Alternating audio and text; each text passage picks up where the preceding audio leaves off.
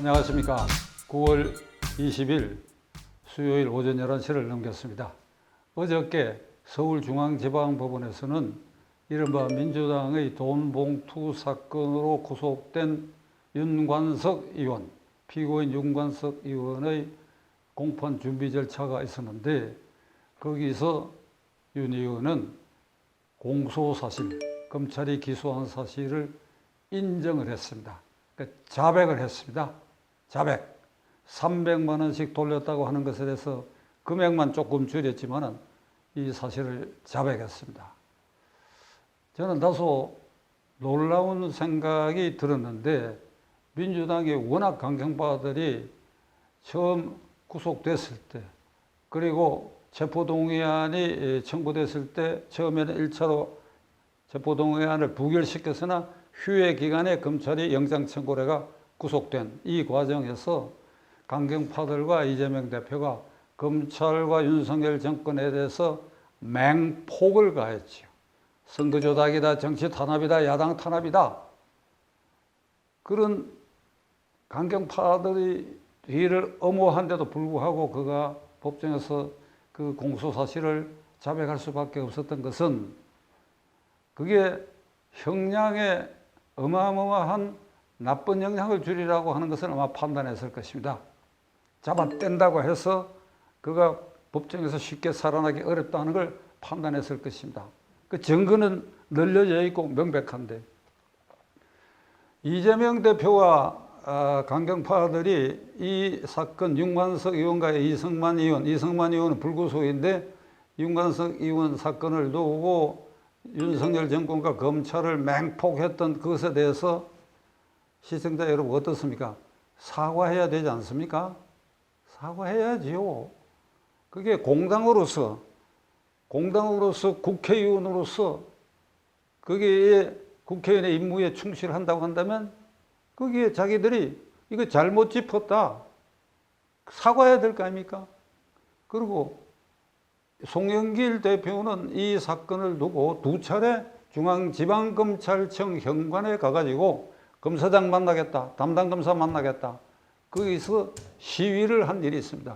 그러면서 한 일이 나를 잡아야 하라, 이 무고한 사람을 왜 잡아야 하느냐, 이렇게 소리 질렀는데, 송영길 대표도 뭔가 말을 해야 될 거 아닙니까? 이 사태를 두고 지금 24시간이 지났는데 이재명 대표는 그래 들어누워 있다 치고, 강경파들 그리고 송영길 대표가 아무 말이 없다.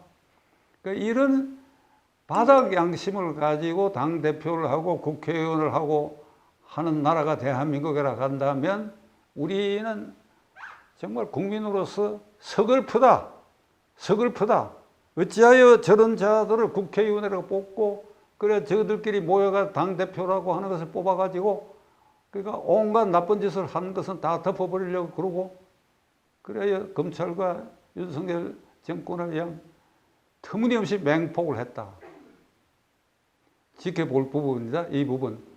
양식이 있다고 한다면 168명 의원 가운데 양식 있는 의원들이 이 사태에 대해서 개인적으로라도 당이 취했던 그 태도가 잘못됐다고 말할 수 있어야 됩니다. 그런 의원들이 나올지 지켜볼 생각입니다. 이재명 대표가 지금 지난 월요일 날 여의도 성모병원에서 저기 30km 떨어져 있는 중랑구에 있는 녹십자 병원으로 이송했습니다. 그래서 그 병원을 일컬어 단식 전문 병원이다. 이제 입원해가지고 어제는 보니까 화면에 이게 들어 누워 있고 문재인 대통령이 머리맡에 앉아 뭐 얘기하는 이런 장면을 보였는데, 김영삼식 단식은 마지막 순간까지 객관적이고 공개된 장소에서 투명하게 했습니다. 23일째 그 전에 10일 이후부터 계속해서 이 담당 의사들이 이게 위독하다, 이렇게 되면 체력이 저하된다, 이게 큰일 난다는 걸 계속 경고를 했는데, 22일, 23일째는 부인을 설득해서 송명순 여사를 이게 이렇게 되면 이게 돌아가신다고. 그래서 그 만 23일 지나는 그 순간에 링겔 주사바늘을 꽂았어요. 주사바늘을 꽂는 그 순간이 단식이 끝나는 순간입니다. 그래서 23일입니다. 이거 꽂고 10여일 후속으로 영양 보충해서 걸을 수 있을 정도가 돼가지고 퇴원을 했는데, 지금 이재명 대표가 녹십자병원에 가가지고 어떤 모습으로 있는지 공개된 게 없습니다. 철저하게 메일에 가려져 있고 담당 의사가 공개적으로 지금 상태가 어떻다고 얘기한 바가 없습니다. 그렇다면 그 안에 비공개로 무슨 일이 이루어졌는지 우리가 따질 필요가 없어요. 그러니까 녹십자병원에 이송대가 그 입원실에 들어간 순간 그건 단식이 끝났다고 봐야 하는 것입니다. 왜 그러냐? 공개를 안 하니까. 공개를 안 하니까. 그리고 랭게를 사람이 없을 때는 꽂고 있을 때는 빼고 했는지, 또 뭐 먹을 걸 먹었는지 안 먹었는지 공개가 안 됐으니까. 제가 누누이 말씀드렸지요. 진짜 김영삼식 단식은 대변 소변도 공개되고 확인이 돼야 돼요. 이게 컴컴한 데 들어가 버렸어. 그러니까 지난 월요일 날 아침 9시경에 녹십자병원에 입원실에 들어간 순간에 이재명의 단식은 끝난 것이다. 걸어 나와라. 이제 걸어 나와. 걸어 나와라. 내일 모레 이제 검찰이 청구한 체포동의안에 대한 이제 국회 표결이 있는데, 걸어 나와가 국민들에게 여러 차례 약속한 대로 대통령 선거운동 기간에 약속했고, 요 2달 전에도 대표 연설에서도 약속했고 했으니까 본인 입으로 이 체포동의안은 가결시켜 달라고 한다든지 그렇게 얘기를 해라. 그게 당신의 도리다. 동시에 윤관석 의원이 자백한 이 사건에 대해서도 입장을 밝혀라. 어저께 화면에 문재인 전 대통령이 녹십자병원 침대에 누워있는 머리맡에 누워서 안경을 낀 이 피부 색깔, 요즘 대형 텔레비전에는 그 색깔이 아주 선명하게 나오는데, 그게 만 20일 김영삼식 단식을 했다고 한다면 그 얼굴이 될 수가 없습니다. 사람 문답도 불가능한 상태예요. 그런데 다 대답하고 뭐라고 얘기했다. 이 국민을 이렇게 기만해도 되는 것인지, 제1야당 대표란 자가. 어제 오늘 뉴스 등에는 어떤 것이 보도되고 있는가. 오늘 아침에는 동아일보가 크게 보도를 했는데, 대북 송금 사건과 관련돼서 쌍방울, 그 다음에 이화영 부지사, 그 다음에 당시에 경기지사였던 이재명과 그 삼각관계에 대해서 아주 자세한 증거가 있다고 하는 것이 다 보도가 됐어요.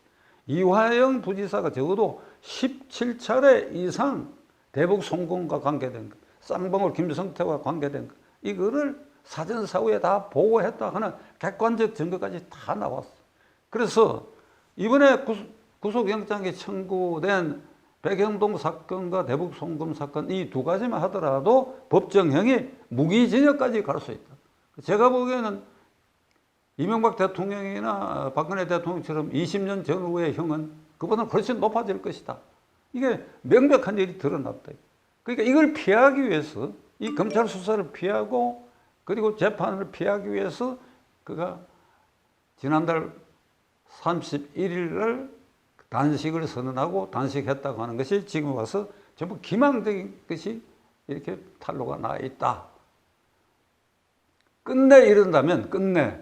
그렇게 해서 168명 민주당 의원들이 이재명의 포로가 돼가지고 내일 모레 표결해서 이 체포동의안을 또 부결시킨다고 한다면 이제 국민이 구체적으로 저항권을 행사할 수밖에 없습니다. 이 부분은 제가 내일 모레 여러분들에게 자세히 말씀드려서 헌법상 제1기관인 국민인 저희들이 어떤 권리를 행사해야 할지를 여러분과 함께 의논해 보기로 하겠습니다. 감사합니다.